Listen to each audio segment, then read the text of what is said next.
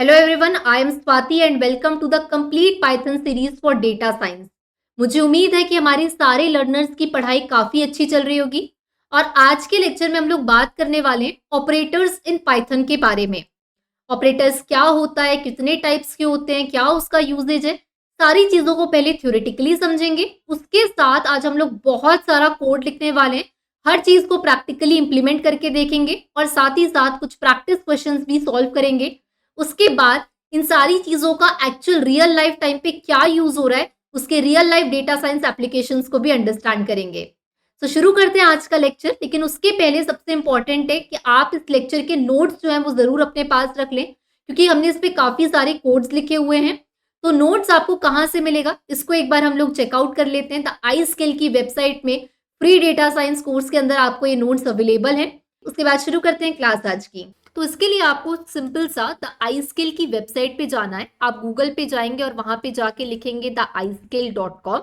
तो आपको यहाँ पे द आई स्किल की जो वेबसाइट है वो सबसे पहले मिल जाएगी। यहाँ पे आपकी वेबसाइट ओपन हो चुकी है। इसके बाद हम यहाँ पे देख सकते हैं टॉप में एक्सप्लोर कोर्सेज का आपको ऑप्शन मिलेगा। हम जाके क्लिक करेंगे एक्सप्लोर कोर्सेज में और यहाँ पे कई कई सारे कोर्सेज अवेलेबल हैं जहाँ पे हम यहाँ पे देख सकते हैं। अब यहाँ पे आपको एक ऑप्शन मिलेगा ऑल कैटेगरीज करके, यहाँ पे हियर यू कैन सी। तो यहाँ पे हम जाएंगे और ड्रॉप डाउन में हम सेलेक्ट कर सकते हैं कि हमें फ्री कैटेगरी का कोर्स चाहिए, तो हम यहाँ पे फ्री कैटेगरी को सिलेक्ट करेंगे। इसके बाद हम यहाँ देख सकते हैं कि फ्री कैटेगरी के हमारे पास कोर्सेज दिखने लग गए, जिसमें से हमें जाना है फ्री डेटा साइंस कोर्स में। अब यहाँ पे आपको ऑप्शन मिल जाएगा फ्री डेटा साइंस कोर्स का। हम इस कोर्स को जाके ओपन करेंगे। जैसे ही हम यहाँ इस कोर्स को ओपन करेंगे, आपको यहाँ पे ऑप्शन दिख जाएगा डाउनलोड ब्रोशर का और एनरोल नाउ का। तो आप यहाँ से ब्रोशर भी डाउनलोड कर सकते हैं। अब सबसे पहला स्टेप होगा हमारे लिए एनरोल नाउ का। तो हम यहाँ जाएंगे, एनरोल नाउ पे हम जैसे ही क्लिक करेंगे कुछ इस तरीके से हमें यहाँ पे पेज जो है वो देखने के लिए मिलेगा। अब अगर आप द आई स्किल की वेबसाइट पे पहली बार आ रहे हैं तो आपको रजिस्टर करना पड़ेगा, अदरवाइज आप डायरेक्ट भी लॉग इन कर सकते हैं। लेकिन हम यहाँ पे आई स्किल की वेबसाइट में फर्स्ट टाइम अगर आ रहे हैं तो यहाँ पे रजिस्टर नाउ का आपको ऑप्शन मिलेगा। यहाँ पे सिंपली आपको जाना है और यहाँ पे रजिस्टर करना है। तो यहाँ अब हमें बेसिक अपनी डिटेल्स डालना है, जैसे आपके नाम का first name, then after you have to write your last name. इसके बाद आप यहाँ पे अपना ईमेल आईडी डालेंगे। So here I am just writing the email ID. इसके बाद आपको अपना कॉन्टैक्ट नंबर डालना है। So I am writing here the contact number. अगर यही आपका व्हाट्सएप नंबर भी है तो आप यहाँ पे चेकबॉक्स में टिक कर सकते हैं। Then you have to select your gender और इसके बाद हमें फाइनली यहाँ पे रजिस्टर की बटन दिखेगी, यहाँ पे जाके हमें क्लिक करना है। देन नेक्स्ट यहाँ पे स्टेप होगा ओटीपी वेरिफिकेशन का। तो हम यहाँ चेकआउट कर लेते हैं ओटीपी और here we have got the OTP also. तो हम यहाँ जाके ओटीपी डाल देंगे। So I am writing here the OTP. All right, इसके बाद आपको यहाँ पे वेरीफाई ओटीपी करना है। जैसे ही आपका ओटीपी यहाँ पे वेरिफिकेशन सक्सेसफुली हो जाएगा, आप यहाँ पे अपना पासवर्ड जो है वो क्रिएट कर सकते हैं। सो लेट्स सपोज मैं यहाँ पे अपना पासवर्ड क्रिएट कर लेती हूँ। आप जो चाहे वो अपना पासवर्ड यहाँ पे क्रिएट कर सकते हैं and here we are creating the password. अब ये फाइनल हमारा स्टेप सारा कंप्लीट हो चुका है और इसके बाद यहाँ पे कुछ इस तरीके से आपको देखने के लिए मिलेगा आपका डैशबोर्ड। अब यहाँ पे हम जाएंगे एक्सप्लोर कोर्सेज में और यहाँ जाके हम यहाँ पे फ्री कोर्स जो है इसमें हम एनरोल करेंगे। तो एक्सप्लोर कोर्स में जाने के बाद मैं यहाँ पे वापस फ्री कैटेगरी में जा रही हूँ और हमें डेटा साइंस के इस फ्री कोर्स में जाके एनरोल करना है। तो मैं यहाँ पे जो डेटा साइंस वाला कोर्स है इसमें मैं यहाँ पे जा रही हूँ। अब मैंने वापस से इसको ओपन किया। अब मैं प्रॉपर तरीके से रजिस्टर कर चुकी हूँ। अब यहाँ पे आपको ऑप्शन दिखेगा एनरोल नाउ का। Here you guys can see, here we are having the option for enrol now. तो अब यहाँ जाके हम लोग एनरोल नाउ करते हैं। अब इसके बाद इस कोर्स को पढ़ने के लिए कंप्लीटली फ्री है, कुछ भी आपको अमाउंट नहीं देना है, 0 रुपीज है। अब इसके बाद सिंपल यहाँ पे आपको एनरोल नाउ का यहाँ पे एक बटन दिखेगा, नीचे स्क्रॉल करना है, एनरोल नाउ की बटन पे जाके सिंपली क्लिक करना है। बहुत आसान सा प्रोसेस है ये। जैसे ही आप यहाँ पे कोर्स में एनरोल कर लेंगे, अभी हमारा कोई प्रीमियम कोर्स नहीं इसलिए यहाँ खाली दिखा रहा है। फ्री कोर्स में हम जैसे ही जाएंगे हमें यहाँ पे दिखा देगा हमारे फ्री कोर्स में कि हमने फ्री डेटा साइंस का जो कोर्स है इस पे एनरोल किया हुआ है। अब इसके बाद आप यहाँ जा सकते हैं, स्टार्ट कोर्स कर सकते हैं और इस कोर्स को हम यहाँ पे ओपन कर लेते हैं। इस कोर्स को आप जैसे ही ओपन करेंगे आपको यहाँ पे सारी की सारी चीजें जो है वो शो होने लगेगी। So let's just open the course.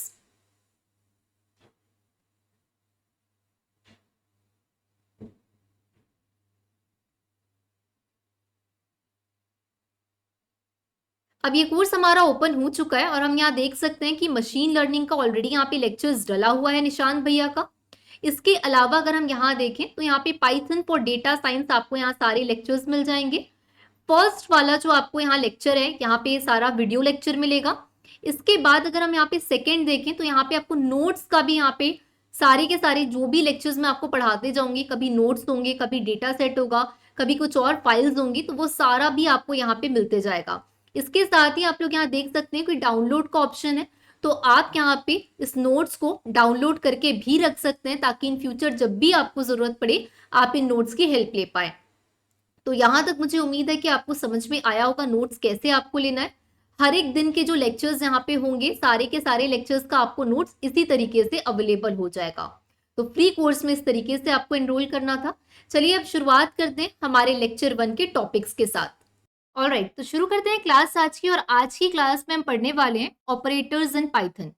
अब ये ऑपरेटर्स क्या होते हैं, कितने टाइप्स के होते हैं ऑपरेटर्स, इन सबको हम लोग थ्योरी भी समझेंगे और उसके साथ सबसे ज्यादा इंपॉर्टेंट प्रैक्टिकली इसको सॉल्व करेंगे। बहुत सारे प्रैक्टिस क्वेश्चंस भी और ऑपरेटर्स को आज हम लोग डिटेल में समझेंगे। अब सबसे पहले इसके पहले मैं आपको ये बताऊं कि ऑपरेटर्स क्या होता है। आजकल डेटा साइंस के जो क्वेश्चंस, इंटरव्यू क्वेश्चंस पूछे जाते हैं, कभी ऐसा नहीं होता कि आपसे एक डायरेक्ट डेफिनेशन पूछी जाएगी कि ऑपरेटर्स क्या होता है ये बता दो, right. I am just giving you an example. आपको एक केस दिया जाएगा, वहां पे आपको बताना रहेगा कि ऑपरेटर्स कैसे यूज होते हैं, राइट। मैं ये सिर्फ आपको एक एग्जाम्पल के तौर पे समझा रही हूँ। अब अगर हम लोग बात करें डेटा साइंस के यूज केसेस की कि आखिर ऑपरेटर्स का क्या मतलब होता है, क्या यूज होता है, इसको हम लोग समझते हैं पहले एक डेटा साइंस केस स्टडी के थ्रू। लेट्स सपोज मान लो कि आपके पास एक डेटा सेट दिया हुआ है। डेटा सेट में आपके पास हाउसिंग का डेटा दिया हुआ है कि कितने स्क्वायर फीट का हाउस है। Let me just explain you guys here. Let's suppose मान लीजिए अगर हम लोग यहाँ पे एक डेटा साइंस केस स्टडी की बात करें तो आपके पास में हाउसिंग का डेटा सेट दिया हुआ है। अब ये हाउसिंग का डेटा सेट में आपके पास बहुत सारे रोज और कॉलम्स और बहुत सारा डेटा है। जैसे कि आपका जो घर है वो कितने स्क्वायर फीट का घर है, राइट। आपके घर के नियर बाय कितने बीएचके का घर है, 3 बीएचके, 2 बीएचके, 4 बीएचके, लोकेशन क्या है। देन आफ्टर इसके अलावा यहाँ पे दिया हुआ है कि आपका जो घर है उसमें क्या, लेट्स सपोज स्विमिंग पूल है, राइट, एटसेट्रा। ऐसा कुछ बहुत सारा डेटा सेट आपके पास में यहाँ पे दिया हुआ है और आपको क्या करना है as a data scientist. Let's suppose आप एक प्रिडिक्शन मॉडल पे काम कर रहे हैं, तो ये सारी जानकारी के हिसाब से आपको एक ऐसा प्रिडिक्शन मॉडल बनाना है जहां पे आप इन सारी चीजों के अकॉर्डिंग घर कितने का है, राइट, इसको आप क्या करें, इस प्राइस को आप प्रिडिक्ट करके बता पाए। ठीक है, लेट्स सपोज ये केस स्टडी हमारे पास में अवेलेबल है। अब ये जो घर है, राइट, इसमें कितने स्क्वायर फीट है, कितने बीएचके का है, लोकेशन, ये सारी चीजें मायने रखती है। क्योंकि कई बार ऐसा होता है कि आपका घर 1000 स्क्वायर फीट का है, 2 बीएचके का घर है, लेकिन आपका जो लोकेशन है, लेट्स सपोज मान लो कि ये जो लोकेशन है आपका दिल्ली के एकदम प्राइम लोकेशन में है, तो ऑब्वियस सी बात है कि इसका जो लाइक प्राइस होगा वो बहुत ज्यादा होगा, राइट। लेकिन अगर मैं बात करूं, यही 1000 फीट का घर है आपका, 2 बीएचके है, लेकिन इसकी लोकेशन क्या है, लेट्स सपोज इसकी लोकेशन हम लोग मान लेते हैं कोई टियर 2 सिटी है। Let's suppose I am taking here, जैसे मान लेते हैं लखनऊ है, ठीक है। तो हो सकता अब इसकी जो लोकेशन है या इसकी लोकेशन में फर्क पड़ जाएगा, या फिर अगर लोकेशन दिल्ली ही है तो दिल्ली में भी अलग अलग जगह हो सकती है। दिल्ली की कोई पॉश जगह भी हो सकती है और दिल्ली का कोई आउटर सिटी वाला भी एरिया हो सकता है। लेट्स सपोज ये मान लो आउटर एरिया है, तो ये सारी चीजों की आपको जरूरत पड़ेगी। अब ऑपरेटर्स क्या होता है, तो अगर मैं आपको बोलूं, जैसे मान लीजिए ये आपका 1000 स्क्वायर फीट का घर है और ये 5000 स्क्वायर फीट का घर है। अब किसी भी लोकेशन का हर एक स्क्वायर फीट का एक प्राइस होता है। जैसे मान लो कि ये 1000 स्क्वायर फीट है, ठीक है, आपका घर 2 बीएचके का घर है और 1 स्क्वायर फीट का प्राइस है, लेट्स सपोज मान लो 5000 रुपीज फॉर 1 स्क्वायर फीट। तो अगर मैं 1000 इंटू 5000 करूंगी तो क्या करना पड़ेगा, 1000 into 5000, that is equals to 5 1 2 3 4 5 6 zeros, that means 50 lakh का आपका घर होगा, राइट। तो ये कैसे निकाला मैंने, जब तक मैं यहाँ पे मैथमेटिकल ऑपरेशन परफॉर्म नहीं करूंगी, 1 स्क्वायर फीट का दाम है 5000 रुपए, तो 1000 स्क्वायर फीट का कितना होगा, 1000 into 500, that is equals to 5 lakh रुपए। तो यहाँ पे मेरे को मल्टीप्लीकेशन लगाना पड़ गया, राइट।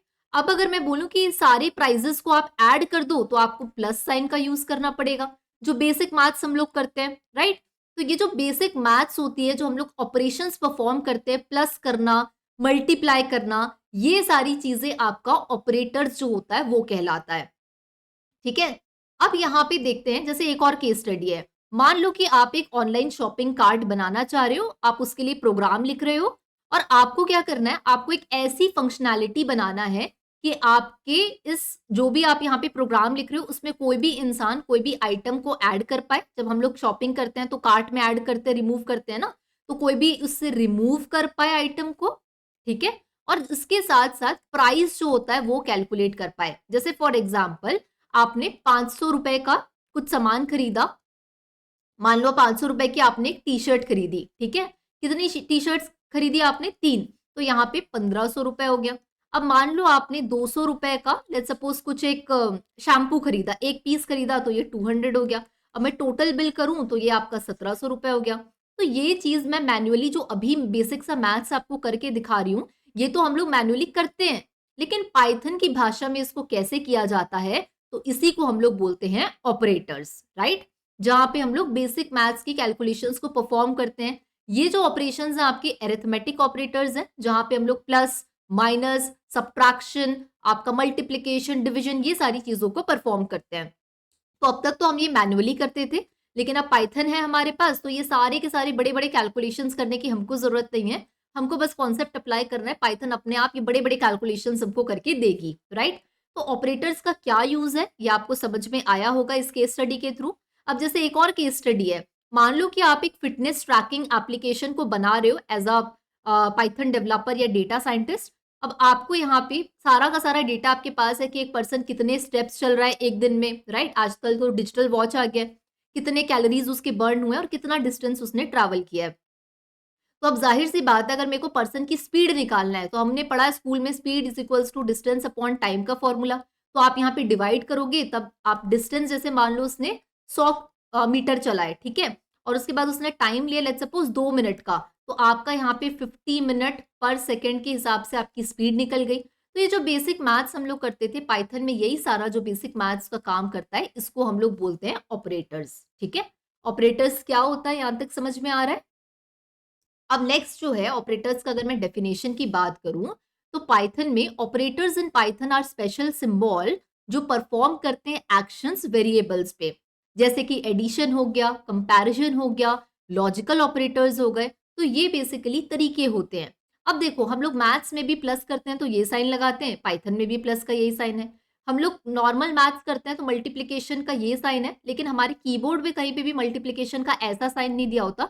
तो जो एस्टेरिस्क का साइन होता है, इसको हम लोग मल्टीप्लिकेशन कंसिडर करते हैं। तो ऑपरेटर्स क्या है?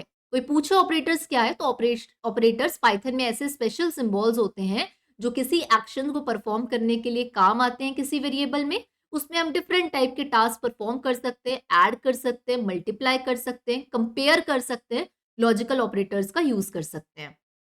अब ये जानते हैं, यहां तक मुझे लगता है कि ऑपरेटर समझ में आया होगा। फिर भी कोई दिक्कत आ रही है तो कमेंट करके बता देना। अब देखते हैं कि पाइथन में कितने टाइप्स के ऑपरेटर होते हैं, राइट? तो पाइथन में अरिथमेटिक ऑपरेटर्स होते हैं, कंपैरिजन ऑपरेटर होते हैं जहां हम कंपेयर कर पाए, असाइनमेंट ऑपरेटर होता है, बिटवाइज ऑपरेटर होता है, और लॉजिकल ऑपरेटर होता है। तो हमें जो डेटा साइंस के लिए जरूरत पड़ेगी, आज हम सारे ऑपरेटर्स को यहाँ पे कंप्लीट करेंगे। सबसे पहला टाइप ऑफ ऑपरेटर जो हम लोग पढ़ेंगे ये है अरिथमेटिक ऑपरेटर, क्योंकि बेसिक मैथ्स के बिना तो कुछ नहीं है। हमारा पूरा जीवन मैथ्स पे डिपेंड करता है। हम कितने साल के हैं ना, वो भी हमारी मैथ्स पे डिपेंड करता है। 22 साल के हो, अगले साल +1 हो जाएगा तो 23 हो जाओगे, राइट? सो अरिथमेटिक ऑपरेटर।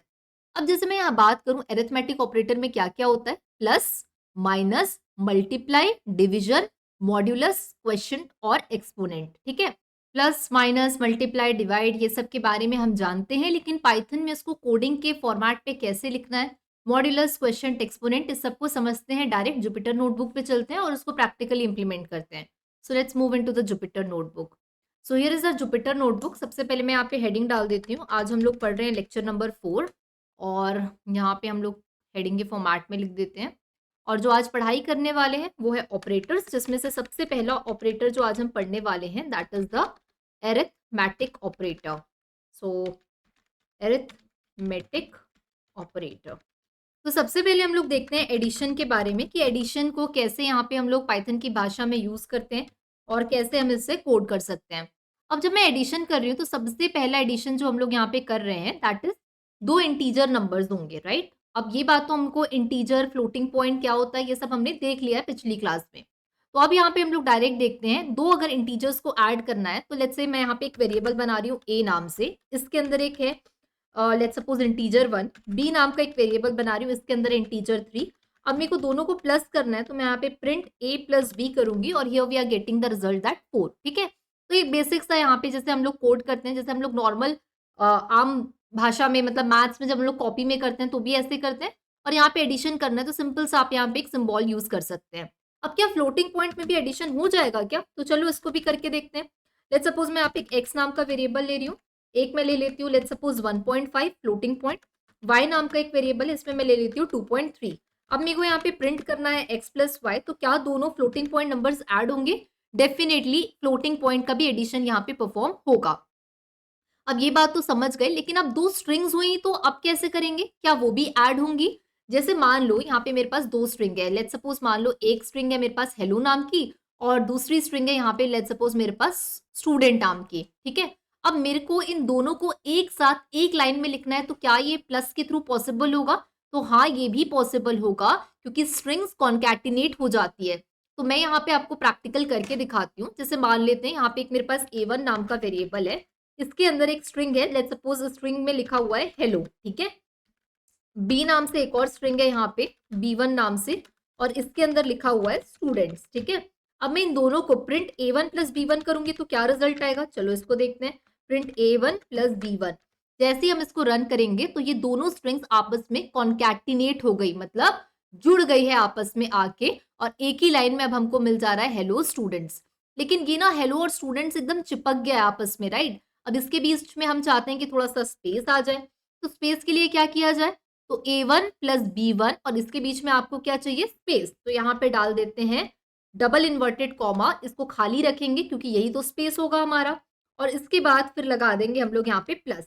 अब इसको रन करते हैं और यहाँ पे हमको स्पेस देना है तो यहाँ पे स्पेस दे देते हैं। अब रन करते हैं, अब देखेंगे हम लोग कि A1 है, उसके बाद एक स्पेस आ गया आपका और ये हो गया B1। तो ये जो स्पेस होता है ना, इसको भी हम लोग स्ट्रिंग की तरह ही काउंट कर रहे हैं यहाँ पे, राइट। तो यहाँ पे आ गया आपका हेलो स्टूडेंट्स एक साथ। तो जब मैं एडिशन ऑपरेशन की बात करती हूँ तो एडिशन हम लोग किस किस चीज का कर सकते हैं? दो इंटीजर को ऐड कर सकते हैं, दो फ्लोटिंग पॉइंट को भी ऐड कर सकते हैं, और दो स्ट्रिंग्स को भी आपस में कॉन्कैटिनेट कर सकते हैं। अब एक और एग्जांपल लेते हैं। x1 नाम से मान लो एक मेरे पास अब कॉम्प्लेक्स नंबर भी ऐड हो सकता है क्या पाइथन में? चलो देख लेते हैं करके। एक कॉम्प्लेक्स नंबर है 2+3j और दूसरा कॉम्प्लेक्स नंबर है y1 नाम से वेरिएबल बना रही हूँ, इसमें डाल देते हैं 1+5j, ठीक है। अब मैं यहाँ पे जाके प्रिंट कर लेती हूँ x1 प्लस y1 को और रन करते हैं तो यस, ये भी प्लस हो गया। अब आप यहाँ पे देख सकते हो कि जो रियल नंबर्स थे, रियल नंबर क्या क्या था? 2 और 1 रियल था, तो 2 + 1 आ गया 3, और इसके साथ ही दो इमेजिनरी नंबर थे 3 + 5j, तो दो मिलके हो गए 8j, राइट। तो आप इस तरीके से कॉम्प्लेक्स नंबर को भी यहाँ पे सिंपली प्लस कर सकते हैं। अब ये पॉसिबल है क्या? जैसे मान लो कि एक नंबर है आपके पास में, एक वेरिएबल है आपके पास मान लो W1 नाम से, इसके अंदर लिखा हुआ है -6, ठीक है। एक वेरिएबल है आपके पास मान लो W2 नाम से और इसके अंदर लिखा हुआ है 3। अब मैं इन दोनों को प्लस करना चाहती हूँ, प्रिंट W1 प्लस W2, तो रिजल्ट क्या मिलेगा? तो यहाँ पे हम लोग का एरर आ रहा है क्योंकि हमने यहाँ पे प्लस नहीं लिखा है। Print W1 and then plus W2। अब रन करते हैं तो yes, here we are getting the result -6 + 3। तो ऑब्वियस सी बात है -6 + 3 क्या हो जाएगा यहाँ पे? -3, और ये रिजल्ट हमको यहाँ पे मिल गया है।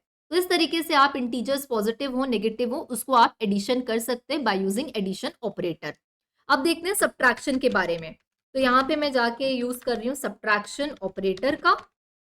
अब इसको प्रॉपर हेडिंग के फॉर्मेट में लिख देते हैं।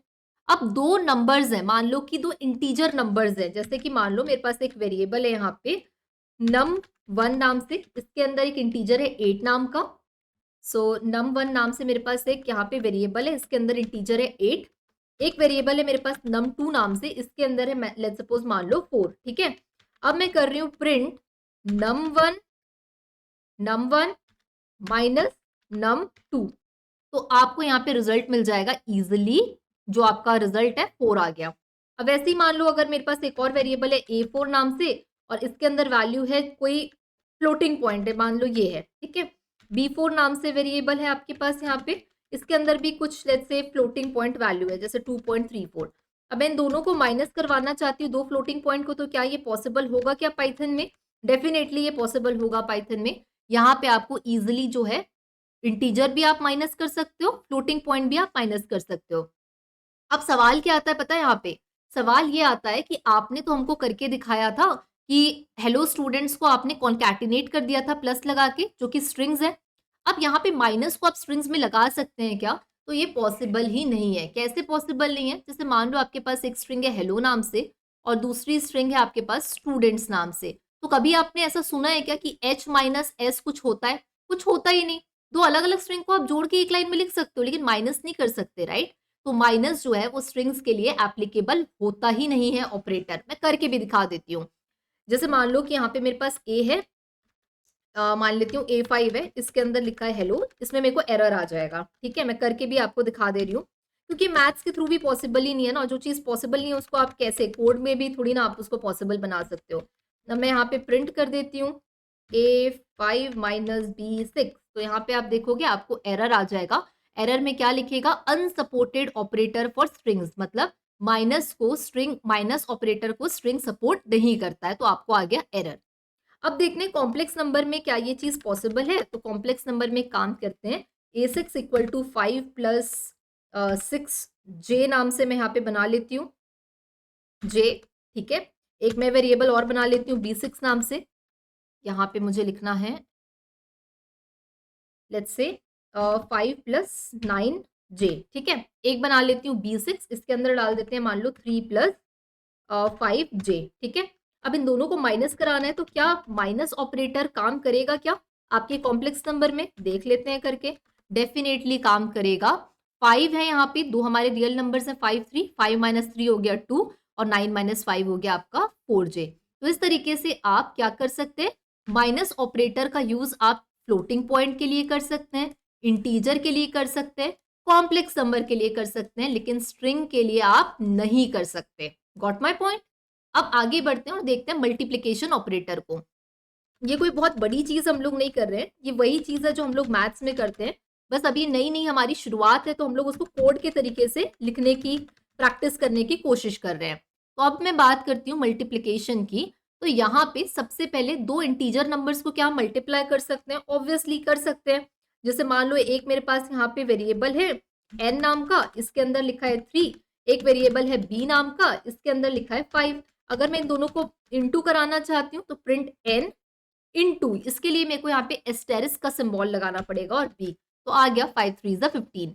अब इसी तरीके से अगर लेट्स सपोज मान लो इसी कोड को मैं कॉपी कर रही हूँ, अब दो फ्लोटिंग पॉइंट नंबर्स को अगर मल्टीप्लाई कराना है, जैसे मान लो ये दो अलग अलग वेरिएबल्स हो गए, ये 3.56 समथिंग और ये है 5.85 समथिंग। अब इसको मल्टीप्लाई कराएंगे तो यहाँ पे n1 b1 करना पड़ेगा। अब इसको मल्टीप्लाई कराएंगे तो हमारे पास आ गया आंसर। तो अब देखो कितना भी बड़ा क्यों ना आपके पास में लाइक मल्टीप्लिकेशन हो, आप सिंपल सा एक कोड लिखोगे यहाँ पे और वो कितनी भी बड़ी वैल्यू क्यों ना हो आपको मल्टीप्लाई होके मिल जाएगी। इसी वैल्यू को अगर मैं बड़ा कर दूं तो रैंडमली मैं इस वैल्यू को बड़ा कर देती हूँ। इस वैल्यू को भी रैंडमली बड़ा करना है तो इसको भी मैं रैंडमली जाके बड़ा कर देती हूँ। Let's suppose like this, right. अब इन दोनों को मल्टीप्लाई करेंगे, so with in a second आपको यहाँ पे आंसर मिल जाएगा। कोई कैलकुलेशन की, कुछ सोचने की जरूरत नहीं है, इसीलिए पाइथन इतना आसान है, राइट। 10वीं का मैथ्स भी टफ होता है, लेकिन पाइथन उतनी आसान है, बस आपको समझ में आनी चाहिए। तो अब देखो यहाँ पे कोई दिमाग नहीं लगाना है, बस सिंपल सा मल्टीप्लाई करना चाहते थे, मल्टीप्लाई किया, 1 सेकेंड से भी कम के टाइम में आपको यहाँ पे आंसर मिल गया। तो इतना समझ में आ गया कि हाँ इंटीजर हो सकता है, आपका फ्लोटिंग पॉइंट भी मल्टीप्लाई हो जाता है। अब क्या स्ट्रिंग्स मल्टीप्लाई होती है? तो यहाँ पे देख लेते हैं। मान लो मेरे पास एक str नाम से वेरिएबल मैं बना रही हूँ, इसमें मैं एक स्ट्रिंग लिख देती हूँ। क्या स्ट्रिंग लिखूं? लेट्स सपोज मान लेते हैं यहाँ पे मैं स्ट्रिंग लिख देती हूँ हेलो, ठीक है। अब देखो ये पॉसिबल नहीं है, let me show you guys, कि मैं यहाँ पे हेलो इनटू वर्ल्ड ये कराऊं, तो ये तो पॉसिबल नहीं है। आप कभी भी h का मल्टीप्लाई w के साथ, ऐसा होता ही नहीं है, राइट। हम कभी नहीं पढ़े कि ऐसा हम लोग मल्टीप्लाई करते हैं, नंबर्स को मल्टीप्लाई करते हैं, ना कि अल्फाबेट्स को। लेकिन यही चीज अगर मैं आपको बोलूं, ये जो हेलो है ना, इसको 3 बार लिख दो, हेलो हेलो हेलो, क्या ये कर सकते हो? यस, अगर मैं इस हेलो में मल्टीप्लाई 3 कर दूं तो यहाँ पे 3 बार हेलो हेलो हेलो प्रिंट हो जाएगा। सच में होगा क्या मैम? चलो करके देख लेते हैं। जाते हैं यहाँ पे लिखते हैं प्रिंट, प्रिंट के अंदर लिखते हैं str। अब इसको प्रिंट करवा लेते हैं, कितने बार करा दें?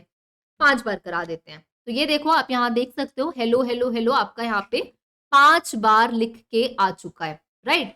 तो ये चीज आप करवा सकते हो।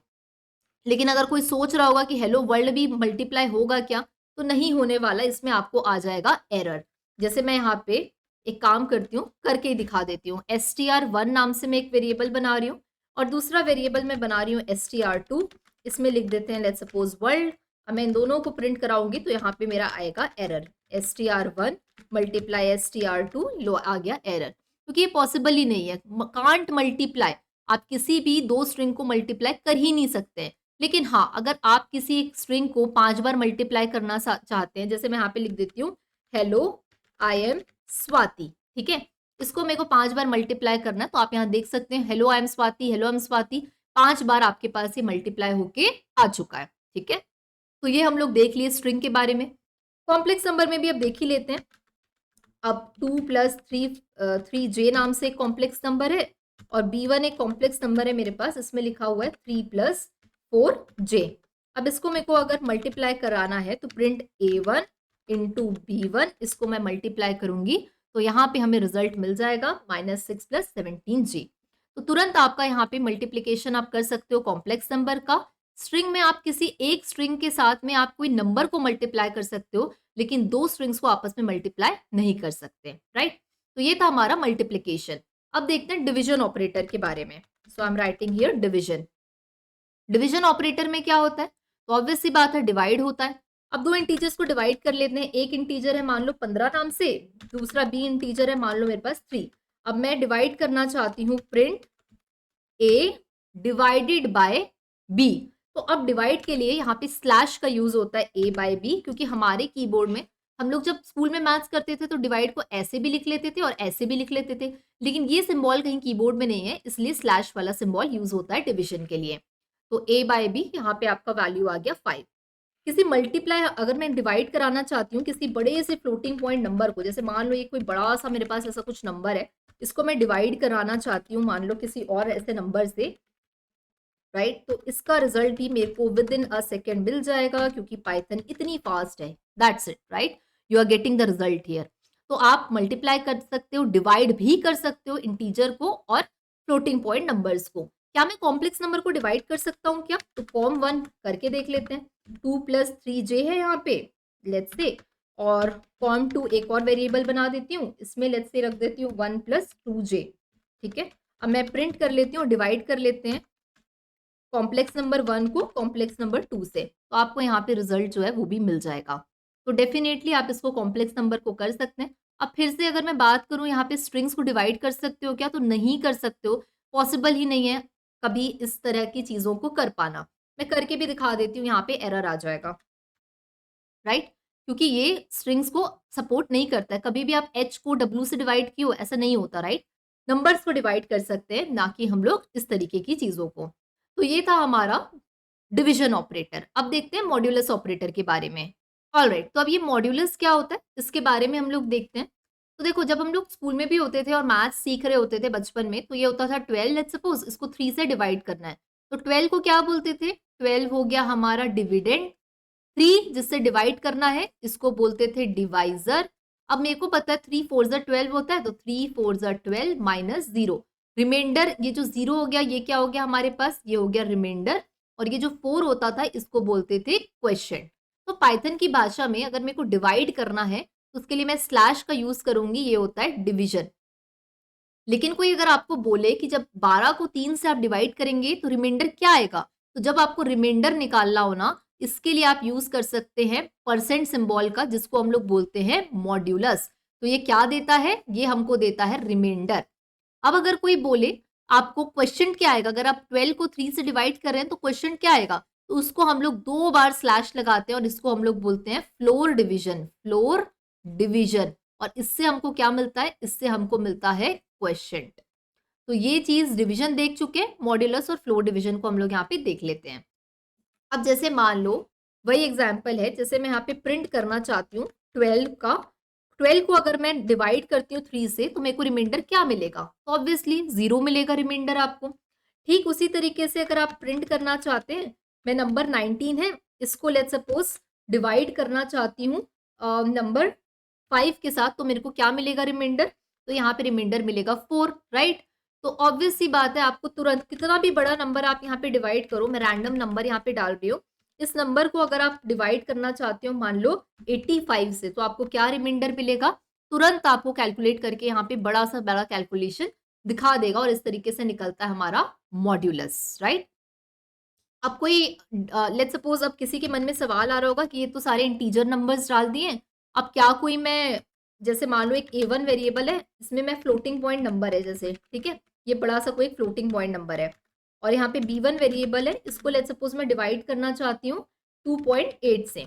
अब मैं यहाँ पे जाके अगर प्रिंट करूँ A1 मॉड्यूलस B1, तो भी मेरे को इसका within a second answer मिल जाएगा कि क्या इसका रिमाइंडर होगा।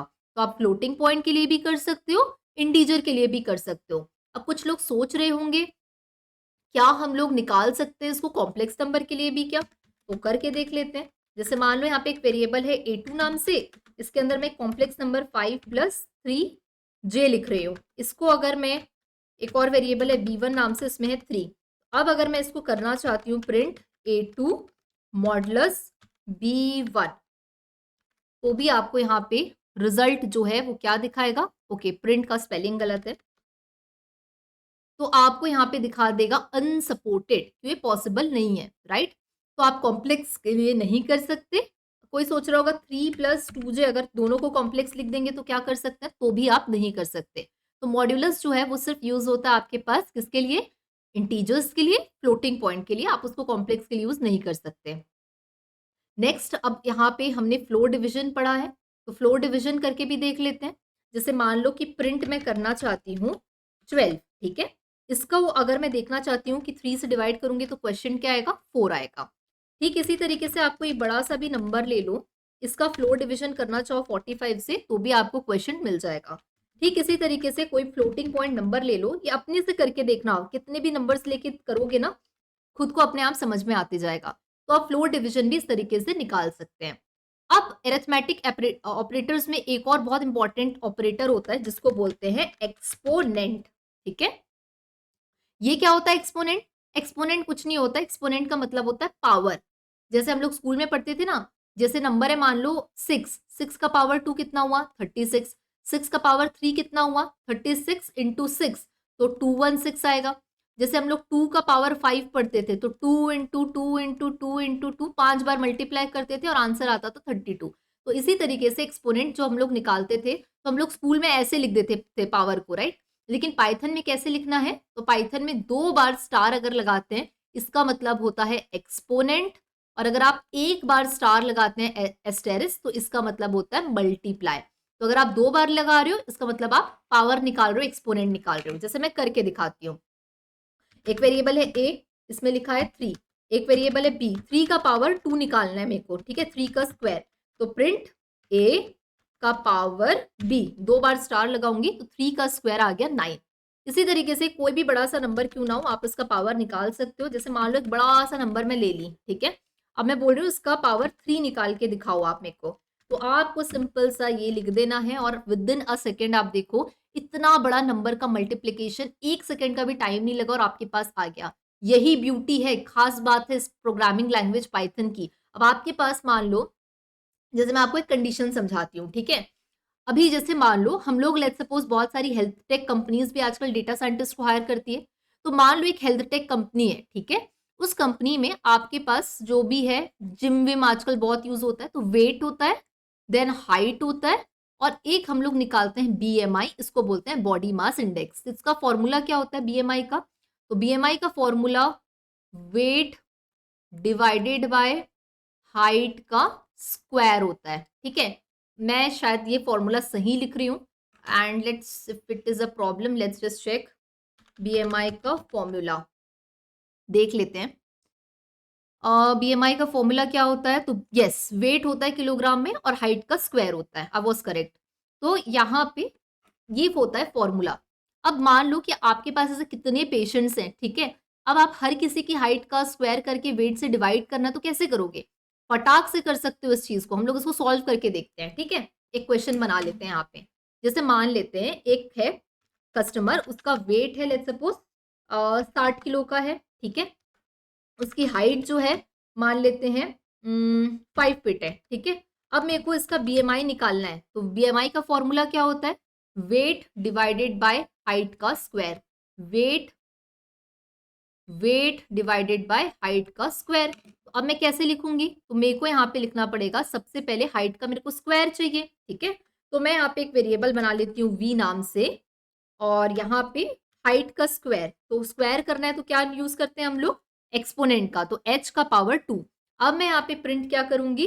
w बाय v, और रन करूंगी तो यहाँ पे 2.4 इसका बीएमआई आ गया, ठीक है? तो इस तरीके से आपको बहुत सारी ऐसी जगह मिलेगी जहां पे आपको एक्सपोनेंट के लिए यूज आते रहेगा। एक मैंने आपको ऐसे बेसिक सा एग्जाम्पल क्वेश्चन सॉल्व करके दिखा दिया। ये काम करता है एक्सपोनेंट।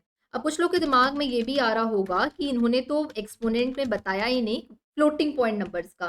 तो हाँ, ये भी पॉसिबल है, कोई भी रैंडम नंबर ले लो, इसका पावर अगर आप 2 निकालना चाहते हो तो आप फ्लोटिंग पॉइंट में भी एक्सपोनेंट का यूज आसानी से कर सकते हैं, राइट?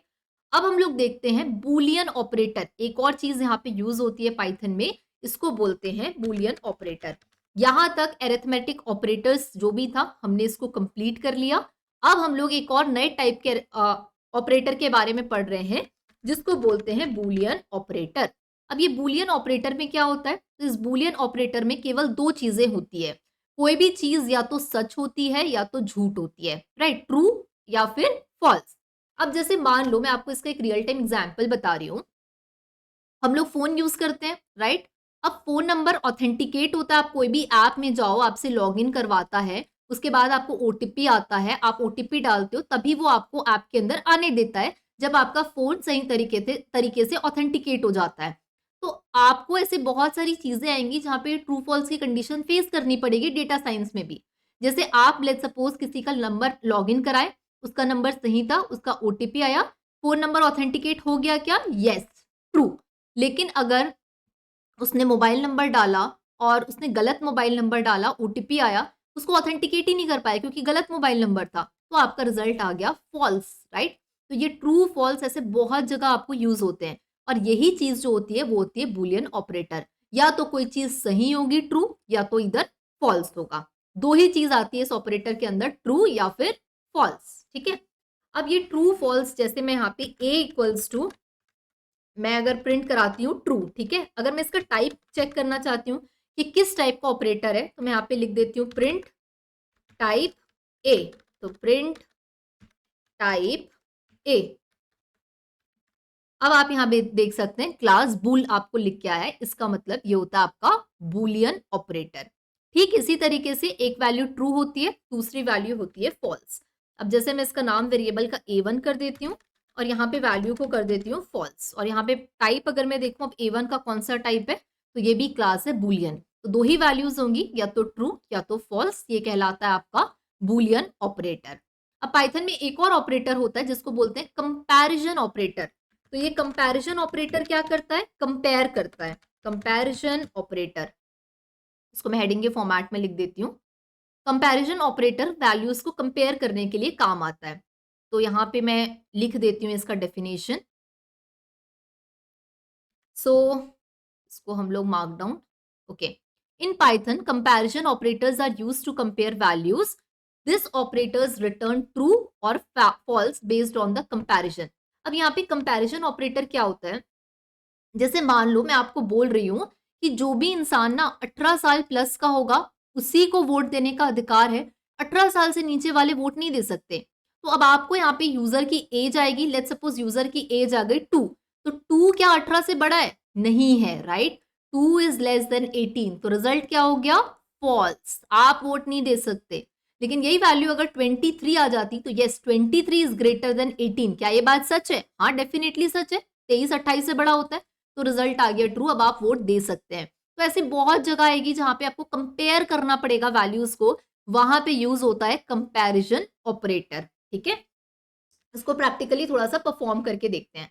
अब कंपैरिजन ऑपरेटर भी अलग अलग होते हैं। पहला कंपैरिजन ऑपरेटर जो होता है इसको हम लोग बोलते हैं इक्वल टू।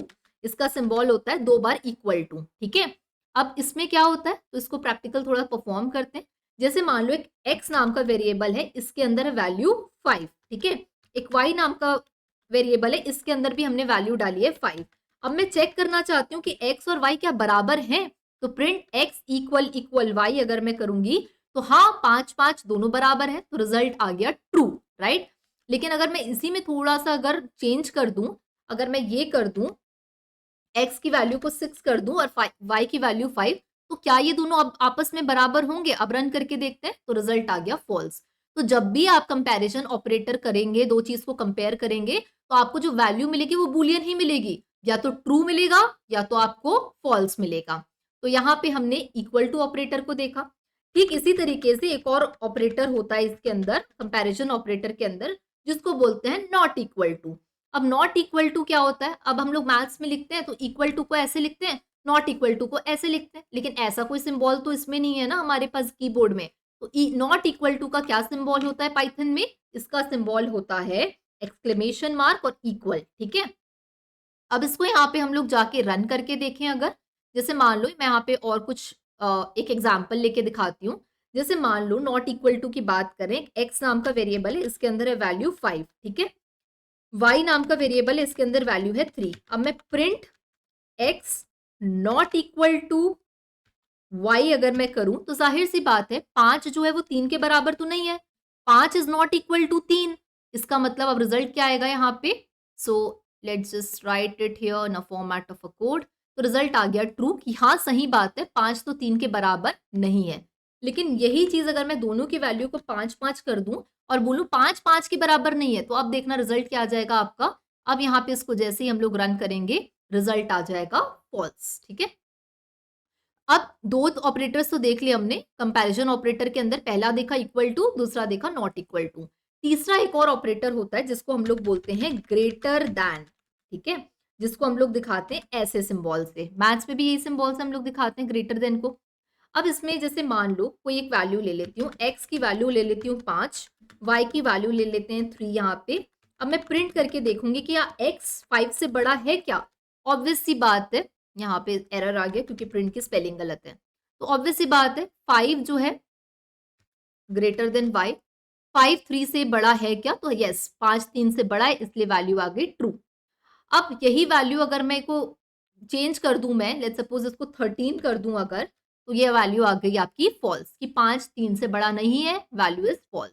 इसी तरीके से एक सिंबल और यूज होता है जिसको बोलते हैं लेस देन। लेस देन का सिंबल होता है ये भी कंपैरिजन ऑपरेटर है। हम कंपेयर ही तो कर रहे हैं, बराबर है क्या, नहीं बराबर है क्या, बड़ा है क्या, छोटा है क्या। तो ये सारी चीजें कंपैरिजन के लिए यूज होती है, इसलिए इसका नाम है कंपैरिजन ऑपरेटर। अब यहाँ पे भी ऐसे कर लेते हैं, प्रिंट कर लेती हूँ, यहाँ पे एक वैल्यू डाल देती हूँ 56 इज लेस देन 85। क्या ये सही है? तो यस आंसर है ट्रू। लेकिन यही वैल्यू को अगर बदल दूं 156 इज लेस देन 85, तो आंसर आ जाएगा फॉल्स। तो इस तरीके से काम करता है आपका ऑपरेटर लेस देन और इक्वल टू। लेकिन एक चीज ना मैथ्स में और होती है, greater than equal to, less than equal to, ठीक है। जैसे 5 x की वैल्यू 5 है, y की वैल्यू 5 है, तो 5 5 से बड़ा है क्या? नहीं, लेकिन 5 5 के बराबर जरूर है। इसलिए एक और कंपैरिजन ऑपरेटर होता है जिसको हम लोग बोलते हैं greater than equal to. Greater than या फिर और इक्वल टू, ठीक है। इसका सिंबल क्या होता है? इसका सिंबल ये होता है, ग्रेटर देन इक्वल टू का सिंबल ये होता है, ठीक है। कोड करके देख लेते हैं, ज्यादा अच्छे से समझ आएगा। अब x की वैल्यू है मान लो यहाँ पे 5, y की वैल्यू है लेट्स सपोज यहाँ पे 5। अब मैं प्रिंट करवा रही हूँ x is greater than equal to 5, तो क्या greater than equal to y, तो रिजल्ट आ गया ट्रू, ठीक है। इस तरीके से यूज होता है ग्रेटर देन सिंबल का। वैसे यहाँ पे एक सिंबल और यूज होता है लेस देन इक्वल टू, इसका साइन होता है लेस देन और इक्वल टू, ठीक है। यही कोड अगर मैं यहाँ पे कॉपी करूं और यहाँ पे इसको लेस देन इक्वल टू कर दूं, तो 5 5 से छोटा है क्या या बराबर है? तो हाँ बराबर था, इसलिए वैल्यू आ गई यहाँ पे ट्रू। तो ये कुछ सिंबल्स हमारे होते हैं जो कि काम करते हैं किसके लिए? कंपैरिजन ऑपरेटर के लिए। तो अभी तक हमने कितना पढ़ लिया? अभी तक हमने पढ़ा अरिथमेटिक ऑपरेटर, इसके अंदर addition, multiplication, subtraction, division, modulus, floor division, exponent, यहां तक हमने पढ़ा अरिथमेटिक ऑपरेटर में। उसके बाद हमने देखा बूलियन ऑपरेटर क्या होता है। कंपैरिजन ऑपरेटर में हमने देखा equal to, not equal to, greater than, less than, greater than equal to, less than equal to, यहां तक था कंपैरिजन ऑपरेटर। अब एक और नया ऑपरेटर पढ़ने वाले हैं हम लोग जिसका नाम है लॉजिकल ऑपरेटर। ओके, अब देखते हैं लॉजिकल ऑपरेटर के बारे में। सो लॉजिकल ऑपरेटर, लॉजिकल ऑपरेटर में तीन चीजें होती है, एंड ऑपरेटर, ऑपरेटर और नॉट ऑपरेटर। एक एक करके हम लोग यहाँ पे इसको समझते हैं। सबसे पहले समझते हैं एंड ऑपरेटर के बारे में। तो जैसे मान लो कि इसके अंदर क्या होता है कि आपको ट्रू या फॉल्स दो वैल्यूज यहाँ पे दी जाएगी। जैसे x की वैल्यू है ट्रू, ठीक है, y की वैल्यू यहाँ पे दी हुई है फॉल्स, ठीक है। अब मैं ट्रू एंड फॉल्स निकालना चाहती हूँ, प्रिंट x एंड y। इसका अगर मैं यहाँ पे x एंड y अगर निकालूंगी तो ट्रू एंड फॉल्स वैल्यू हमेशा यहाँ पे फॉल्स होगी। अब ये ऑपरेटर क्या है और ये लॉजिकल ऑपरेटर क्या है, तो इसको अगर हम लोग थोड़ा समझें आसानी से, तो आप लोगों ने एंड ऑपरेटर और नॉट, ये ना बेसिक इलेक्ट्रॉनिक्स में हम लोग एंड गेट, और गेट, नॉट गेट जो पढ़ते थे, उसी की तरह यहाँ पे ये लॉजिकल ऑपरेटर्स हैं, जहाँ पे ट्रू और फॉल्स को अगर आप एक साथ एंड करना चाहोगे, एंड ऑपरेटर लगाओगे, तो रिजल्ट आपको मिलेगा यहाँ पे फॉल्स। ठीक इसी तरीके से अब मैं यहाँ पे और ऑपरेटर के बारे में अगर बताऊं, तो जैसे यहाँ पे x की वैल्यू यहाँ पे लेट्स से ट्रू, ठीक है, तो यहाँ पे हम लोग लिख लेते हैं x is equals to true, और y की वैल्यू है लेट्स सपोज मान लो यहाँ पे फॉल्स, ठीक है। अब आप इन दोनों का और ऑपरेटर लगाओगे, प्रिंट x और ऑपरेटर और y, तो अब आपको यहाँ पे रिजल्ट मिलेगा ट्रू।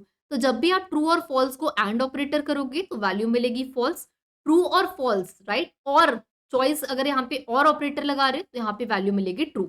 एक और ऑपरेटर होता है, इसको बोलते हैं नॉट ऑपरेटर। इसको हम लोग कैसे लिखते हैं, जैसे मान लो कि x की वैल्यू है यहाँ पे ट्रू, ठीक है, अब मैं प्रिंट करवाना चाहती हूँ यहाँ पे not x, not operator x, तो ऑब्वियस सी बात है अगर x की वैल्यू ट्रू है तो ट्रू ना हो, नॉट x नॉट ट्रू, तो नॉट ट्रू क्या होगा, वैल्यू फॉल्स होगा, राइट। ठीक इसी तरीके से जो सच नहीं है वो क्या है, वो झूठ है, वो फॉल्स है। ठीक इसी तरीके से अगर x की वैल्यू क्या होती, फॉल्स होती, और मैं यहाँ पे नॉट x लिखती, तो जो गलत नहीं है वो क्या है, वो सच है, तो यहाँ पे वैल्यू आ गई ट्रू। तो नॉट लगा देते हैं तो ऑपोजिट हो जाता है, जो ट्रू नहीं है वो फॉल्स, जो फॉल्स नहीं है वो ट्रू, राइट। तो ये हमारा कहलाता है लॉजिकल ऑपरेटर। अब हम लोग यहाँ पे कुछ प्रैक्टिस क्वेश्चंस हैं, इसको सॉल्व करेंगे आज की क्लास में। जो भी आज की क्लास में हमने पढ़ा है उस सबको, कुछ यहाँ पे 3 क्वेश्चंस है हमारे पास, उसको प्रैक्टिस करेंगे, बनाएंगे और सॉल्व करेंगे। पहला क्वेश्चन क्या बोलता है, पहला क्वेश्चन बोल रहा है you have a data containing 2 record, quantity, price per unit. ये बोल रहा है आपके पास एक डेटा है जिसमें 2 रिकॉर्ड है, क्वांटिटी और price per unit. How would you use arithmetic operator to calculate the cost for each item, also calculate the total cost. ठीक बात है, देखो यहाँ पे क्या बोल रहा है क्वेश्चन, एक हमारे पास है प्रोडक्ट 1, ठीक है, और इस प्रोडक्ट 1 की यहाँ पे क्वांटिटी हम लोगों को दी हुई है, ठीक है। जैसे मैं थोड़ा क्लियरली समझा देती हूँ इस चीज को, so that will be clear. जैसे मान लो आपको यहाँ पे बोल रहा है कि आपके पास 2 आपके पास वैल्यूज हैं, आपको पता है प्रोडक्ट, ठीक है। अब प्रोडक्ट की आपको क्वांटिटी दी हुई है और प्रोडक्ट की क्या दी हुई है, आपको पर प्रोडक्ट का प्राइस दिया हुआ है, ठीक है। आपको इंडिविजुअल एक एक प्रोडक्ट का प्राइस यहाँ पे निकालना है। 3 प्रोडक्ट्स आपको टोटल ऐसे दिए हैं, प्रोडक्ट 1, प्रोडक्ट 2 और प्रोडक्ट 3। पहली प्रोडक्ट की क्वांटिटी क्या दी है आपको, 5 है, और एक प्रोडक्ट का प्राइस है 250 रुपए। दूसरे प्रोडक्ट की क्वांटिटी क्या है, 25 है, और एक प्रोडक्ट का प्राइस है 656 रुपीज। तीसरा प्रोडक्ट का क्वांटिटी है 34 और उसका प्राइस है 274। तो आपको एक एक प्रोडक्ट का प्राइस निकालना है। तो कैसे प्राइस निकलेगा, जब एक प्रोडक्ट का दाम 250 रुपए है तो 5 का कितना होगा, ऑब्वियस सी बात है मल्टीप्लाई करना पड़ेगा। और लास्ट में बोल रहा है ये तो आपने निकाल लिया, ये मान लो आपने कोई एक वैल्यू निकाल ली, दूसरी वैल्यू और तीसरी वैल्यू, लास्ट में बोल रहा है टोटल कितना बिल देना पड़ेगा एक कस्टमर को, तो टोटल देने के लिए प्लस करना पड़ेगा। तो इस तरीके से ये क्वेश्चन सॉल्व होगा बाय यूजिंग अरिथमेटिक ऑपरेटर। पहले हम एक एक प्रोडक्ट का दाम निकालेंगे, टोटल प्राइस, उसके बाद में हर पूरे प्रोडक्ट 1 + 2 + 3 का प्राइस को ऐड कर देंगे। ये है इस क्वेश्चन को सॉल्व करने का तरीका। तो चलो कर लेते हैं, कोड लिखना पड़ेगा इसके लिए।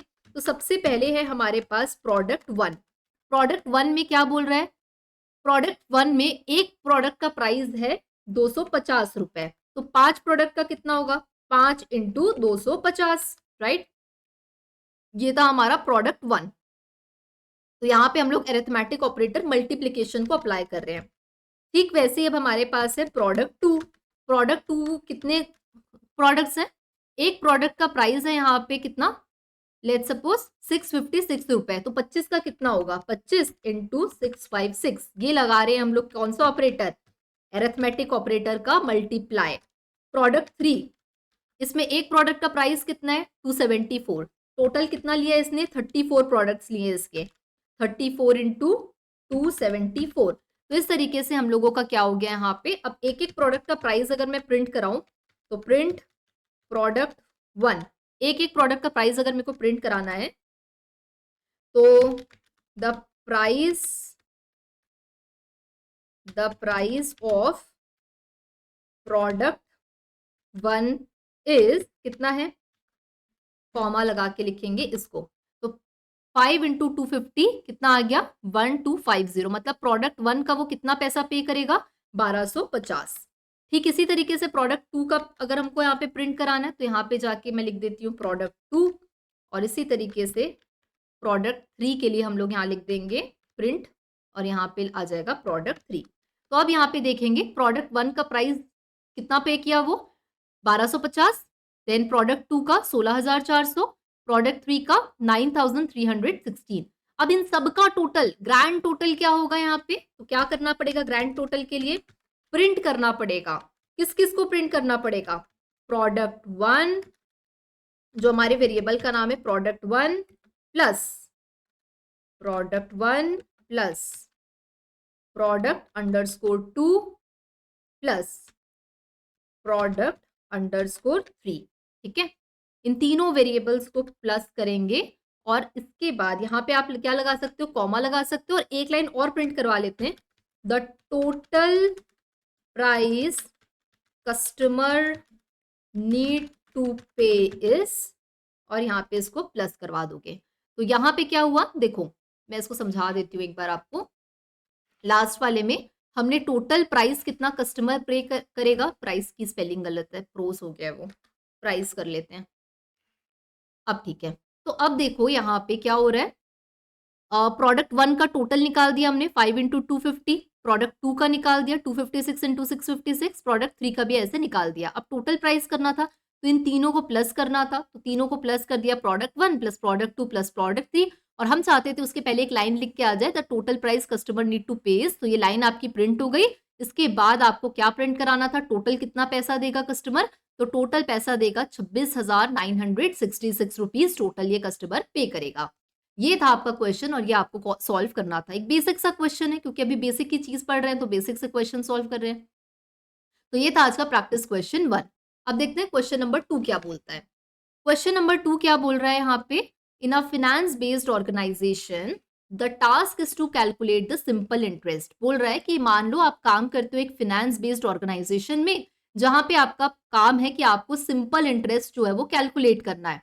अब सिंपल इंटरेस्ट कैलकुलेट करने का फॉर्मूला होता है P into R into T divided by 100। P मतलब प्रिंसिपल वैल्यू, R मतलब रेट ऑफ इंटरेस्ट, और T मतलब कितने टाइम के लिए। तो आपको यहाँ पे ये सारी चीजें दी हुई है। प्रिंसिपल इंटरेस्ट रेट जो R है इसकी वैल्यू दी है 8% का इंटरेस्ट रेट है। प्रिंसिपल अमाउंट आपको दिया हुआ है 15 लाख रुपए है, और आपको 3 साल के ड्यूरेशन के लिए इसको डालना है, ठीक है। तो आपको पहले बोल रहा है सबसे पहले कि आप सबसे पहले तो कैलकुलेट करना है आपको सिंपल इंटरेस्ट। तो आपको क्या करना पड़ेगा, फिर से अरिथमेटिक ऑपरेटर लगाना पड़ेगा, P into R into T, फिर उसको डिवाइड करना पड़ेगा 100 से। तो आप देख रहे हो कैसे अरिथमेटिक ऑपरेटर यूज करता है। अब ये तो था पहला पार्ट क्वेश्चन का।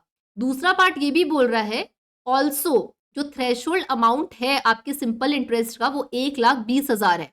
अब आपको ये चेक करना है कि जो आपने सिंपल इंटरेस्ट निकाला है वो बड़ा है या आपका थ्रेशोल्ड अमाउंट 1,20,000 वो बड़ा है।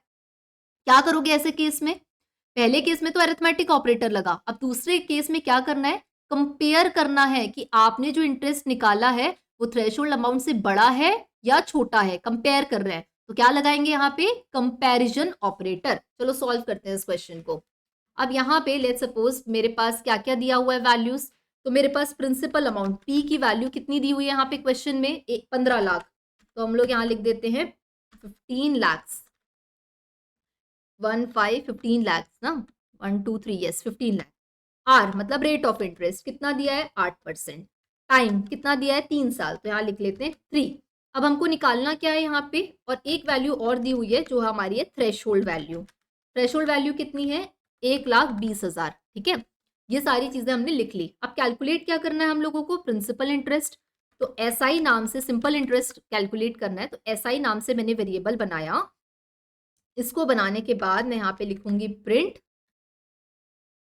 सबसे पहले हमको क्या करना है, print P into R into T. तो फॉर्मूला क्या होता है P into R into T divided by 100। तो यहाँ पे हम लोग 2 बार ब्रैकेट्स लगाएंगे। सबसे पहले P into R into T, ठीक है। अब इसको डिवाइड किससे करना है, तो डिवाइड का सिंबल लगाएंगे, 100 लिखेंगे, ठीक है। और S I equals to print नहीं होगा, ये सिंपल यहाँ पे इस तरीके से लिखा होगा, ठीक है। P into R into T divided by 100। अब यहाँ पे प्रिंट करते हैं द सिंपल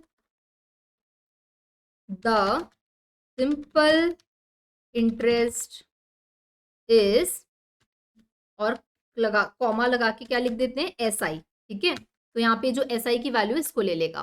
तो अब हम लोगों ने क्या निकाला कि हमने जो सिंपल इंटरेस्ट कैलकुलेट किया है उसकी वैल्यू क्या आ रही है 3,60,000, और थ्रेशोल्ड की वैल्यू क्या है 1,20,000। तो अब कंपेयर करके देखना है कि वैल्यू बड़ी है या नहीं है। तो अब कंपेरिजन कैसे करेंगे, तो अब यहाँ पे हम लोग कंपेयर करेंगे इसको। जैसे मान लो मैं यहाँ कंप नाम से एक वेरिएबल बना देती हूँ, और यहाँ पे लिखते हैं हम लोग क्या, कि जो हमारा एसआई का वैल्यू है क्या वो बड़ा है थ्रेशोल्ड की वैल्यू से, थ्रेशोल्ड की वैल्यू से, ठीक है। और थ्रेशोल्ड, थ्रेशोल्ड, ठीक है, थ्रेशोल्ड। अब यहाँ पे प्रिंट करवा लेते हैं किसको, कॉम्प को, तो अपने आप पता चल जाएगा। It is showing print is not, अच्छा प्रिंट में आर 2 बार लग गया इसलिए स्पेलिंग मिस्टेक है, एरर आ गया था, अभी ठीक है। तो अब क्या बोल रहा है यहाँ पे, यस जो हमारा सिंपल इंटरेस्ट है इसको हमने चेक किया, अरिथमेटिक ऑपरेटर तो लगाया, उसके बाद कंपैरिजन ऑपरेटर ग्रेटर देन लगा के चेक किया क्या हमारा सिंपल इंटरेस्ट थ्रेशोल्ड से बड़ा है, यस 3,60,000 आपके 1,12,000 से बड़ा है। इसलिए जैसे ही हमने प्रिंट को यहाँ पे कॉम्प कराया वैल्यू आ गई ट्रू। इसका मतलब हमारा जो इंटरेस्ट रेट है वो क्या है, बड़ा है। तो एक लाइन और प्रिंट करवा देते हैं, print the value of simple interest is greater then threshold.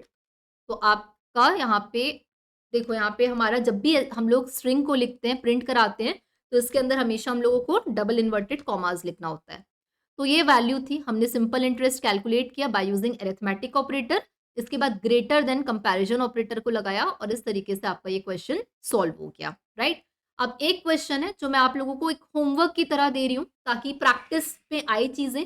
कितना भी देख लो वीडियो लेक्चर ना, जब तक खुद से प्रैक्टिस नहीं करोगे कॉन्फिडेंस नहीं बिल्ड होने वाला है। कितने भी बड़े टीचर को देख लो, किसी को भी देख लो, जब तक खुद करोगे ना और खुद से क्वेश्चन सॉल्व होगा तो ही एक अलग कॉन्फिडेंस और पढ़ने में मजा भी आएगा। तीसरा वाला क्वेश्चन एक होमवर्क की तरह दे रही हूँ। क्वेश्चन क्या बोल रहा है समझा देती हूँ, कोड लिखना और मेरे को कमेंट करके बताना कि इसका कोड का सही आंसर क्या होगा। अपना जो भी कोड लिखोगे जुपिटर में कमेंट करके मेरे को बताना कि कैसे कोड लिखा है आपने, ठीक है। एक पाइथन प्रोग्राम आपको लिखना है जहां पे एक सर्कल का एरिया आप कैलकुलेट कर रहे हैं। तो एक सर्कल है जिसका रेडियस दिया है 12 सेंटीमीटर। जब हम लोग एरिया निकालते हैं तो कैसे निकालते हैं, एरिया का फॉर्मूला होता है पाई आर स्क्वायर। पाई की वैल्यू क्या होती है 3.14, और आर का स्क्वायर करना है। कैसे स्क्वायर करते हैं, एक्सपोनेंट के बारे में मैंने पढ़ाया है, ठीक है। तो 3.14 इंटू 12 का स्क्वायर, और स्क्वायर मतलब होता है एक्सपोनेंट, ठीक है। कैसे निकालोगे ये क्वेश्चन, ये क्वेश्चन आप लोगों के लिए होमवर्क रहा। मुझे भी पता चले मैं पढ़ा रही हूँ आप लोगों को, आप लोगों को समझ में आ रहा है या नहीं समझ में आ रहा है, क्योंकि जिसको समझ में आएगा वो जरूर कमेंट करके बताएगा, ठीक है। तो मेरे को भी समझ में आना चाहिए कि इतना पढ़ने का मतलब तभी है जब बच्चे को समझ में आए, राइट। तो ये चीज मुझे बताना इस क्वेश्चन का आंसर बन रहा है या नहीं बन रहा है कमेंट करके। तो ये था आज का हम लोगों का ऑपरेटर्स के बारे में, क्वेश्चंस भी सॉल्व किए, ऑपरेटर्स को हमने समझा भी। और अब हम लोग मूव करते हैं हमारे डेटा क्यूरियस माइंड में कि अब असली चीज में क्या हो रहा है आजकल, तो इसको समझते हैं डेटा क्यूरियस माइंड्स में। ऑल राइट, सो एआई जो है या डेटा साइंस जो है हम लोग लर्न कर रहे हैं just to get a job, just to work in the field, right? Data scientist बनना है हमको, डेटा के साथ काम करना है, एआई के प्रोडक्ट्स एंड सर्विसेज पे काम करना है। तो ये तो हम लोग अपने लिए सोच रहे हैं, लेकिन इसको बहुत लोग यूज़ कर रहे हैं। फॉर एग्ज़ाम्पल अरिजीत सिंह ने कहा है कि हम पेटेंट फाइल करना चाहेंगे अपने एआई बेस्ड टूल का, और हम लोग सुन भी रहे हैं, इंस्टाग्राम यूज़ करते हैं, रील्स देखते हैं, तो हम लोग अरिजीत सिंह की आवाज़ में एआई गाना गा रहा होता है। आप उसमें बस सिंगर डाल दो, अगर आपको कोई गाना है जो आप सुनना चाहते हैं शान की वॉइस में या फिर ए आर रहमान की वॉइस में, तो आपको एआई ईज़िली वो गाना सुना देगा। ये हो रहा है और ये हम लोग देख रहे हैं। तो ऐसे में अरिजीत सिंह जैसे जो बेसिकली सिंगर्स हैं, वो ये कहते हैं कि अगर हम अब देखो ना, एक बात समझो आप, हम लोग पढ़ाई कर रहे हैं अपने आप को अपस्किल करने के लिए, वो लोग जो इस इंडस्ट्री में जिनका कोई टेक्निकल से लेना-देना नहीं है, कोडिंग से लेना-देना नहीं है, वो लोग भी एआई को टूल की तरह यूज़ कर रहे हैं और उस चीज़ को उन लोग सही तरीके से यूज़ कर रहे हैं। तो यहाँ पे ऐसे लोगों का भी कहना यही है, अरिजीत सिंह ने कहा है कि अगर मैं एआई के बारे में नहीं सीखता हूँ ना, तो मैं कहीं दूर कोसों दूर रह जाऊँगा। तो उनको भी रियलाइज़ होता है सिंगर्स को कि हमको भी अपस्किल होना है। टेक्नोलॉजी आ रही है तो अपने आप को टेक्नोलॉजी के हिसाब से अपस्किल करना है। तो इन्होंने बेसिकली अपना बात कही है पेटेंट फाइल करने की। और भी ऐसे सिंगर्स हैं, ए आर रहमान ने एआई मॉडल का यूज़ किया उस सिंगर की आवाज़ के लिए अपनी अपकमिंग मूवी के लिए, राइट? तो एआई वॉइस मॉडल्स आपकी सिंगिंग इंडस्ट्री के अंदर भी यूज़ होना शुरू हो चुके हैं। इसके साथ ही अगर हम लोग देखें, अरिजीत सिंह, आतिफ असलम, सोनू निगम, किसी की भी आप आवाज़ देख लो, आज एआई उनकी आवाज़ में भी गाने गा सकता है, राइट? तो इवन हमने तो अपने पीएम जो हैं उनके भी वॉइस ऐसी देखी है कि हमारी PM is singing a song in his voice, right? तो ये बेसिकली है एआई जनरेटेड वॉइसेज़, जिसके लिए यूज़ होता है एनएलपी का, स्पीच सिंथेसिस का। इसका पूरा प्रोसेस कैसे होता होगा? कैसे ये पॉसिबल हो जाता होगा कि एक मशीन अरिजीत सिंह की आवाज़ में गाना गा रही है, सोनू निगम या मोदी जी की आवाज़ में गाना गा रही है, राइट? कैसे होता है पूरा प्रोसेस? सबसे पहले जो स्टेप होता है वो होता है डेटा कलेक्शन का। अब देखो, अरिजीत सिंह हो या प्रधानमंत्री मोदी जी हो, इनके बहुत सारे जो वॉइस के सैंपल्स हैं वो ऑलरेडी अवेलेबल है इंटरनेट पे। तो बहुत सारा जो इनका लार्ज डेटा सेट होता है, सबसे पहले उसको कलेक्ट किया जाता है। अब उसमें भी अलग-अलग चीज़ें, अरिजीत सिंह ने हो सकता है कोई गाना बहुत ही रोमांटिक गाया हो इमोशंस के साथ, तो कोई गाना उन्होंने बहुत ज़्यादा DJ based hip hop type का गाया हो, राइट? तो उनके इमोशंस, उनके टोन्स, अलग-अलग वाइड रेंज ऑफ बहुत सारा डेटा जो है वो कलेक्ट किया जाता है किसी की भी अगर आप वॉइस एआई वॉइस जनरेट बनाना चाहते हैं। दूसरा चीज़ होता है जो second step data scientist perform करते हैं, वो होता है फीचर एक्सट्रैक्शन का, कि अब आपने कलेक्ट तो कर ली सारी ऑडियो की रिकॉर्डिंग्स, अब आप इससे फीचर को एक्सट्रैक्ट करते हैं। जैसे कि उसका पिच कितना था, किस फ्रीक्वेंसी में गा रहा था, उसका एकॉस्टिक कैरेक्टरिस्टिक क्या था, राइट? हर गाना वो अलग तरीके से गाते हैं, राइट? सुन रहा है ना तू उन्होंने अलग तरीके से गाया है, तो उन्होंने कोई और गाना हिप हॉप वाला जो वो और तरीके से गाया होगा, राइट? अब इसके बाद जब फीचर एक्सट्रैक्शन हो जाता है, तो हम लोग यहाँ पे मशीन लर्निंग, डीप लर्निंग के जो न्यूरल नेटवर्क्स होते हैं, उसकी मदद से हम लोग मॉडल को यहाँ पे ट्रेन करते हैं, जैसे वेवनेट और टैकोट्रॉन, ठीक है? तो उससे क्या होता है कि हम लोग एक पैटर्न बनाते हैं। जैसे मान लो इतना लंबा बहुत सारा डेटाबेस है, उस डेटाबेस से एक आपका फीचर एक्सट्रैक्शन होने के बाद एक पैटर्न बन जाता है। जैसे पैटर्न अलग-अलग बन गया, जैसे अगर आप थोड़ा-सा डीप सैड सॉन्ग गा रहे हैं, तो आपका आपका एम्पलीट्यूड अलग होगा। और अगर आप कोई खुशी के साथ गाना गा रहे हैं तो वो अलग होगा। तो मॉडल ट्रेनिंग में डीप लर्निंग के न्यूरल नेटवर्क्स क्या करते हैं, ऐसे मॉडल के पैटर्न्स को यहाँ पे ड्राफ्ट करते हैं और उसके हिसाब से यहाँ पे मॉडल की ट्रेनिंग की जाती है। नेक्स्ट स्टेप क्या होता होगा? मॉडल ट्रेन हो गया तो अब फाइन ट्यूनिंग बहुत इंपॉर्टेंट है, क्योंकि अब जो गाना है, जैसे अरिजीत सिंह ने कुछ गाने बंगला में गाए हैं, बंगाली में, तो कुछ हिंदी में गाए हैं। तो एक फाइन ट्यूनिंग हर एक तरीके के जो भी आप डाल रहे हैं, एक इंडियन एक्सेंट होता है, राइट? अगर आप टेलर स्विफ्ट के गाने सुनोगे तो इसका एक अलग फॉरेन एक्सेंट है। वैसे ही इंडियन आर्टिस्ट है तो इनका एक अलग एक्सेंट होता है, उसको गाने के साथ एक फाइन ट्यूनिंग करना।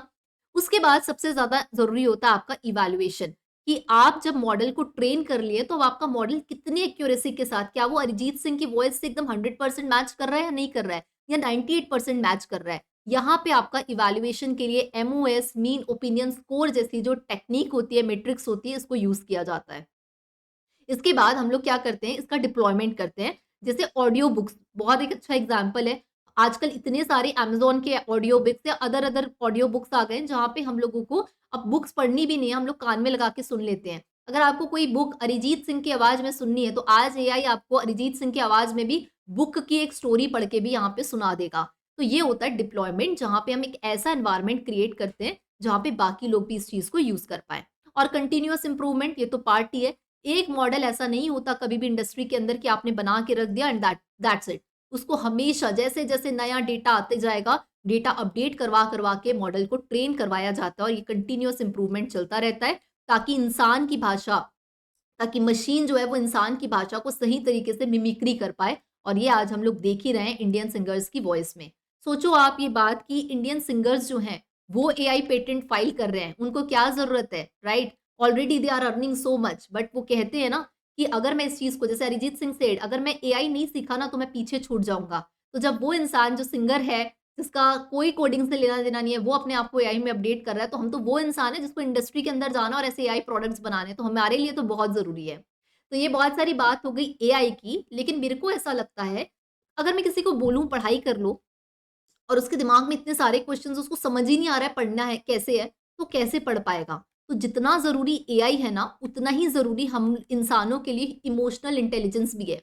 आपका मूड खराब है और मैं आपको बोलूँ काम कर दो, आप करोगे? आपका एफिशिएंसी इतना निकलेगा। लेकिन वही अगर आपका मूड अच्छा है, हैप्पी है, तो आप बहुत अच्छे से पढ़ाई भी कर लोगे या कुछ काम को भी कर लोगे। तो हम इंसान ना पढ़ेंगे भी तब जब हमारे अंदर की जो, अब देखो जैसे मैं आपको बोल रही हूँ पाइथन पढ़ लो, बहुत ज़रूरी है, डेटा साइंस के लिए इम्पोर्टेंट है।